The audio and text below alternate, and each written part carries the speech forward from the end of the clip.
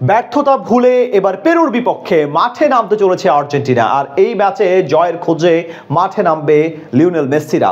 তাই বিশ্বকাপ বাছাই পর্বের এই ম্যাচে নামার আগে একাদশ নির্বাচনে বেশ সতর্ক থাকছেন কোচ লিওনেল স্কালোনি। পেরুর বিপক্ষে ম্যাচে আসতে পারে একাধিক পরিবর্তন।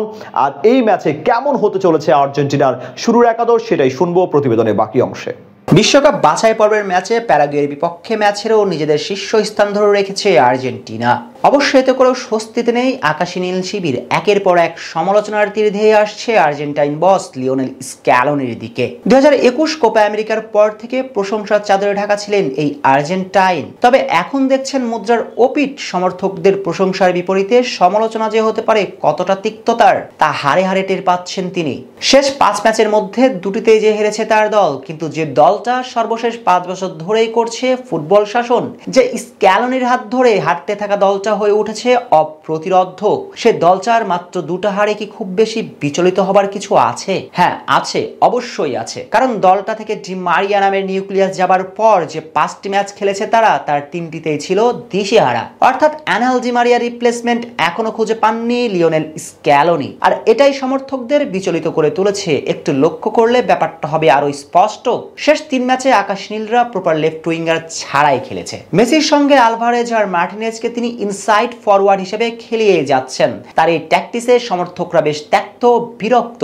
তাই এই ম্যাচে সমর্থকদের মন জোগাতে চাইলে শুধু জয় পেলেই হবে না, বরং একাদশ নির্বাচনেও থাকতে হবে অনেক বেশি কৌশলী। অর্থাৎ নিশ্চিত করে বলা যায় আর্জেন্টিনার একাদশে 20 নভেম্বর পেরুর বিপক্ষে বড়সড় পরিবর্তন আসতে চলেছে। বিশেষ করে ফরওয়ার্ড লাইনে মূল পরিবর্তনটা আনবেন স্ক্যালোনি। প্রপার লেফট উইঙ্গার এই ম্যাচে তিনি শিফট করাবেন। সেক্ষেত্রে একাদশের বাইরে থাকতে হবে অ্যাথলেটিকো মাদ্রিদের ফরওয়ার্ড জুলিয়ান আলভারেজকে। তার জায়গায় ফ্রন্ট লাইনে আসবেন আলেহান্দ্রো গার্নাচো। অর্থাৎ গার্নাচো থাকবেন লেফট উইঙ্গার হিসেবে, সাথে থাকছেন লিওনেল মেসি এবং লাউতারো মার্টিনেজ।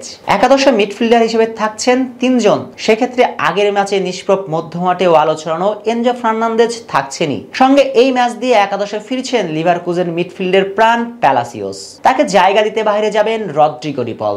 ইনজুরি কাটিয়ে দলে ফেরা পুল তারকা অ্যালেক্সিস ম্যাক অ্যালিস্টার প্যারাগুয়ের বিপক্ষে নিজের চেনা রূপে ছিলেন না। তাই এই ম্যাচে তাকেও থাকতে হতে পারে একাদশের বাইরে। তার জায়গায় দলে থাকতে পারেন লো সেলসো। আর 4 জনের মিডফিল্ড লাইন আপ করলে সেক্ষেত্রে ফরওয়ার্ড লাইনে একজন কমিয়ে স্ক্যালোনি আস্থা রাখতে পারেন কোমর তরুণ মিডফিল্ডার নিকো পাজের উপর।